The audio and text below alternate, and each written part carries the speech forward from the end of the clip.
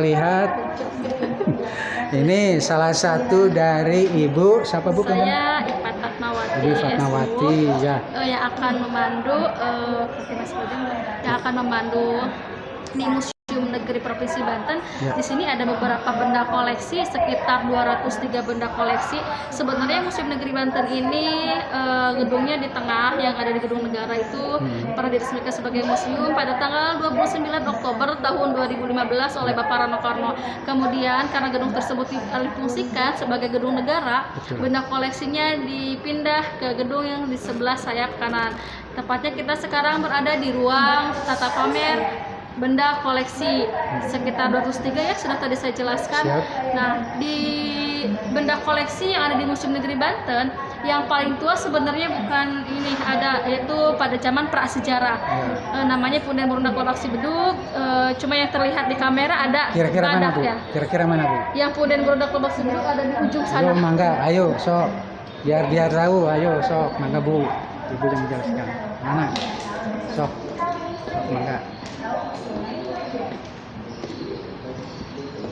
Nah, kalau sebenarnya benda koleksi yang tinggalan pada masa Kesultanan Banten ada di Patirapura. Ini tinggalan pada masa Sultan Ageng Tirtayasa yang sekarang dijadikan lama oleh perguruan tinggi Untirta. Nah, sebenarnya pipet terakota ini difungsikan untuk menyalurkan airnya dari Tasikardi. Nah, kemudian disalurkan sampai ke keraton sehingga airnya digunakan mandi ataupun digunakan oleh keluarga Sultan dan Sultan Banten. Nah, pipet terakota ini terbuat dari tanah liat, yang tanah liatnya yang terkenal di daerah Serang itu di daerah Bumijaya, Kabupaten Serang, Provinsi Banten. Kemudian sebagian airnya disalurkan ke persawahan di Serang karena mayoritas orang Serang ketika pada zaman Kesultanan Banten itu bertani. Nah, kemudian sebelumnya kita harus kalau ini kan dari Tasikardi ya. Penyaluran airnya dari Tasikardi itu disalurkan sampai ke keraton. Nah, di situ ada 3 pangindelan, ada pangindelan abang, ada pangindelan putih, sama pangindelan emas. Pangindelan itu adalah penyaringan air. Dari tadinya air keruh disaring menjadi jernih, disalurkan menggunakan pipa terakota ini sampai ke keraton, sehingga airnya digunakan mandi oleh keluarga Sultan dan Sultan Banten. Iya, jadi koleksinya ini Bu ya? Ya, betul. Nah, selain itu juga ada menara di dalam Sultan Banten.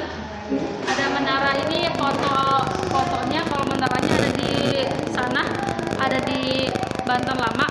Menara tersebut difungsikan ketika pada zaman Kesultanan Banten, yaitu difungsikan untuk mengumandangkan azan karena pada saat itu tidak ada pengeras suara ataupun speaker.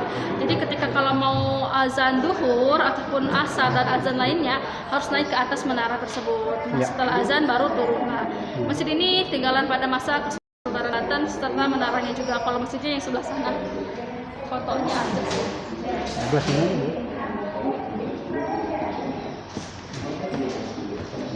Ada 5 undakan. Ini tinggalan Kesultanan Banten. Ada 5 undakan. Kalau menurut filosofi ini menunjukkan rukun Islam. Rukun Islam itu berjumlah 5. Nah, kemudian ini ada sebuah menaranya. Tadi hanya khusus menaranya. Ini berdekatan menaranya dengan masjid. Sama ini tinggalan masa Kesultanan Banten. Terus selain itu benda pusaka apa lagi Bu? Mohon izin. Kalau ini dari mana ini? Ini sama dari Banten juga. Oh, dari Banten juga. Nah, kalau yang paling tua itu di sana. Boleh, ayo Bu. Biar anak-anak sekolah biar tahu.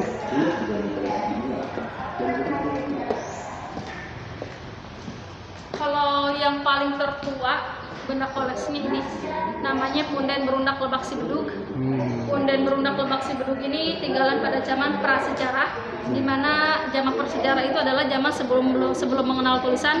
Punden Berundak Lebak di daerah Citorek, di daerah Kabupaten Lebak di Provinsi Banten. Masyarakat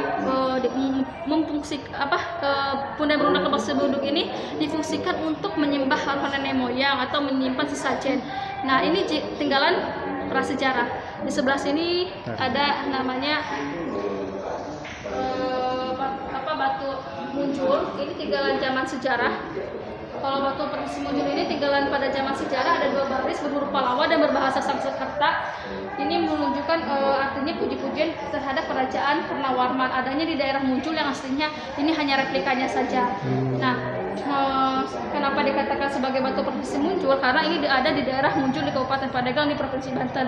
Nah, yang di daerah Pandeglang itu selain batu Munjul juga ada patung Arca Ganesha. Patung Arca Ganesha ini bukan asli, nah aslinya ada di Pulau Pangitan, Kabupaten Pandeglang di Provinsi Banten.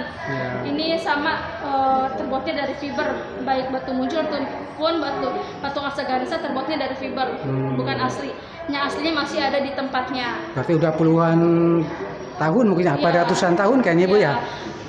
Kemudian ditemukan oleh Bapak Bupati Caringin yang bernama Bu Adipati Kusmadiningrat. Oh, alhamdulillah. Selain itu apa lagi Bu? Mohon izin. Kalau yang terkenalnya kalau di sini adalah Badak ya? Badak yang Boleh. sama replika juga. Boleh Bu, lihat dulu Bu. Biar... Yang replika batu Provinsi Munjul, Iya. patung Arca Ganesha. Ada juga badak bercula 1. Kalau badak bercula 1 ini sama replika aslinya ada di Taman Nasional Gunung di Kabupaten Pandeglang di Provinsi Banten. Disebut dengan badak Banten ataupun badak Jawa. Ini uniknya culanya ada 1, beda dengan badak Sumatera. Kalau badak Sumatera culanya ada 2. Kalau badak Banten atau yang ada di TNBH itu culanya ada 1. Uniknya culanya lunak. Nah, kemudian ukurannya sebenarnya aslinya seperti ini. Ada juga nama-nama badaknya, ada Manggala, ada Prabu, ada Mayang, dan juga ada Irna. Itu beberapa badak yang ada di TNBH di Kabupaten Pandeglang di Provinsi Banten. Oke deh. Ya, terima kasih Ibu atas penjelasannya. Mudah-mudahan seluruh warga Banten bisa mengetahui keterkaitan dengan petilasan sejarah Banten. Inilah yang ada di Museum Negeri Provinsi Banten. Mudah-mudahan ada waktu singgah supaya lebih mengetahui lagi, terutama kaitan dengan bagaimana historis kegigihan dari Kesultanan Banten. Terima kasih. Mudah-mudahan bermanfaat bagi seluruh warga Banten. Terima kasih Ibu. Wassalamualaikum warahmatullahi wabarakatuh.